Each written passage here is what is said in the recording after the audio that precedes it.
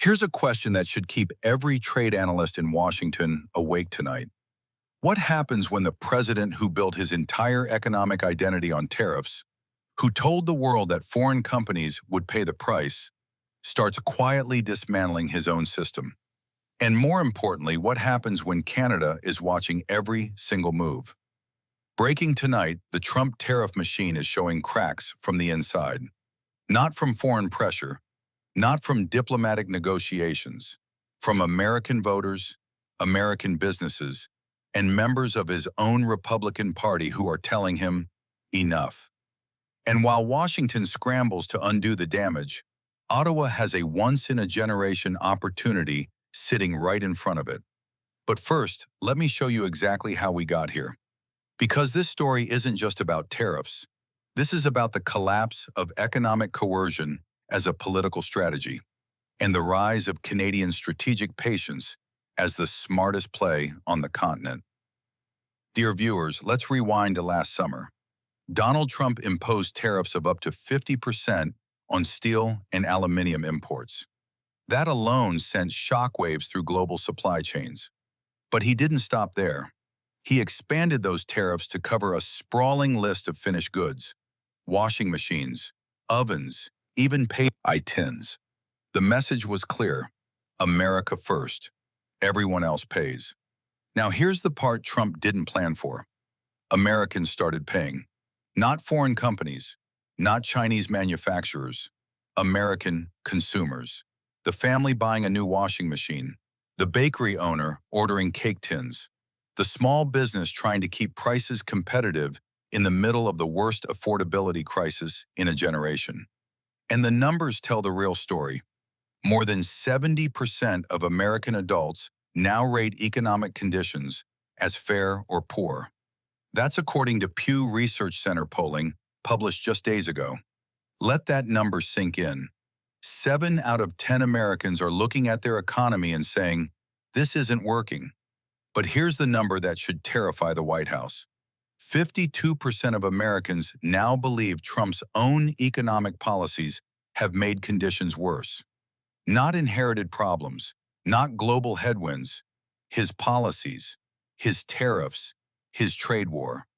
Translation: the architect of America's tariff wall just learned that the wall is falling on his own voters.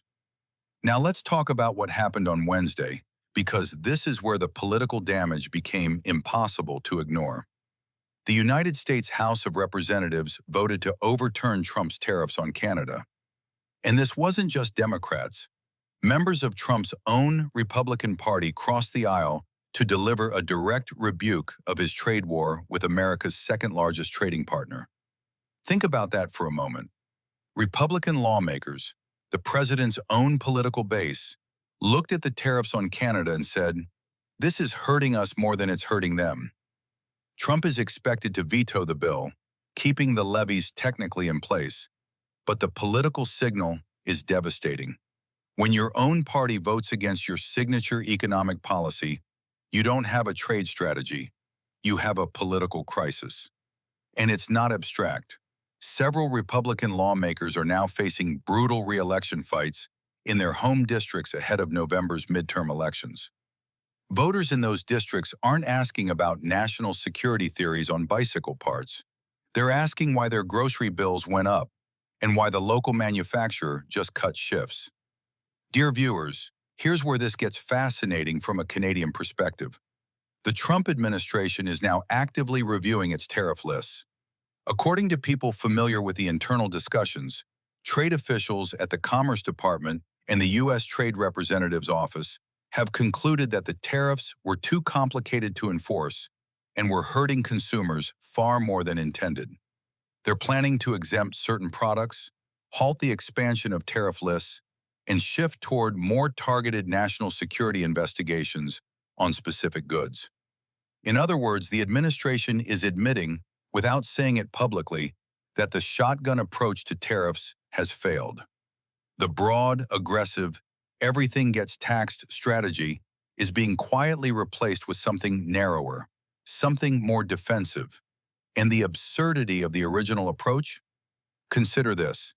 One American company actually argued in its tariff filing that without bread, buns, baguettes, crusty rolls, cakes, muffins, their words, U.S. military soldiers would not be able to maintain a healthy diet. That was their national security argument for taxing foreign baking equipment. When your trade policy requires you to argue that muffin tins are a matter of national defense, you've lost the plot. Now let me tell you why this matters enormously for Canada. Because this isn't just an American domestic story. This is a strategic window, and it's opening right now. The countries that stand to benefit most from this tariff rollback include Canada, Mexico, the United Kingdom, and EU member states. But Canada holds a unique position, not just as a neighbor, not just as a trading partner, as a supplier that is already embedded in American industrial supply chains at every level. When Trump imposed these tariffs, he didn't just tax foreign steel. He disrupted integrated North American manufacturing. Auto parts that cross the border 3 or 4 times during production. Construction materials sourced from Canadian mills that American builders have relied on for decades. Energy infrastructure components that flow seamlessly across the longest undefended border in the world. Every one of those disruptions created a question mark for American businesses. And here's the critical insight. Some of those businesses have already started looking for alternatives. Some have already begun diversifying their supply chains. Some have already signed new contracts with suppliers in other countries. This is the danger for Washington and the opportunity for Ottawa. Because here's what Canadian policymakers need to understand about this moment. Trump rolling back tariffs doesn't automatically restore the status quo. Trust, once broken in commercial relationships, doesn't rebuild overnight. The American manufacturer who spent 18 months finding alternative suppliers isn't going to tear up those contracts just because Washington changed its mind again. And that instability, that reputation for policy whiplash, is exactly what Canada can exploit. Not through aggression, through strategic patience and reliability. Think about what Mark Carney has been building.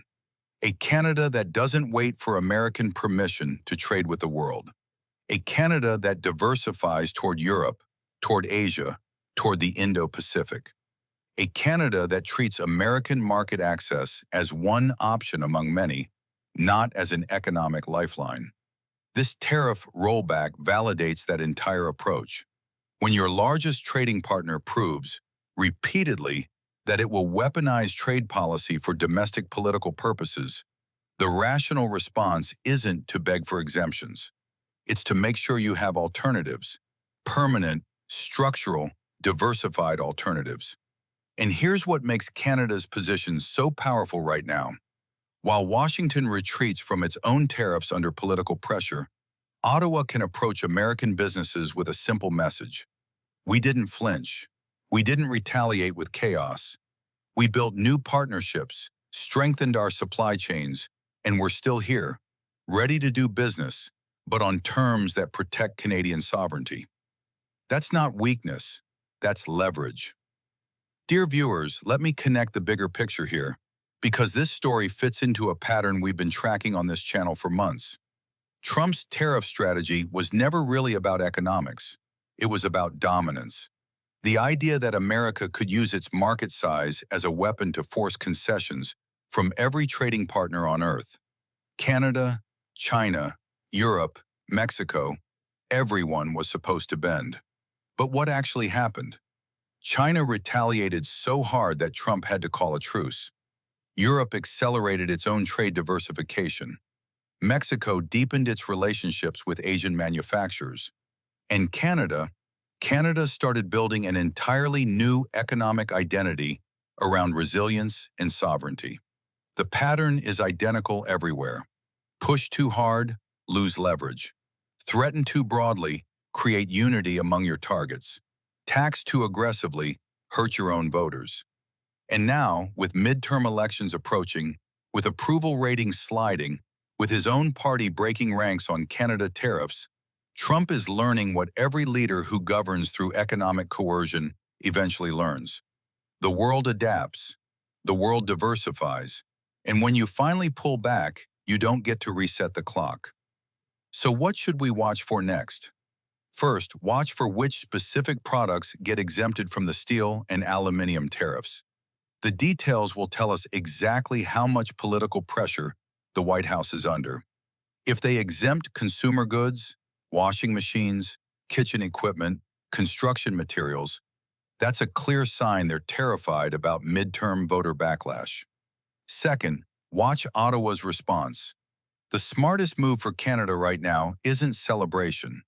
It's quiet acceleration, locking in new trade agreements, deepening supply chain integration with European and Asian partners, making Canada so embedded in global manufacturing networks that no future American president can use tariffs as a serious threat.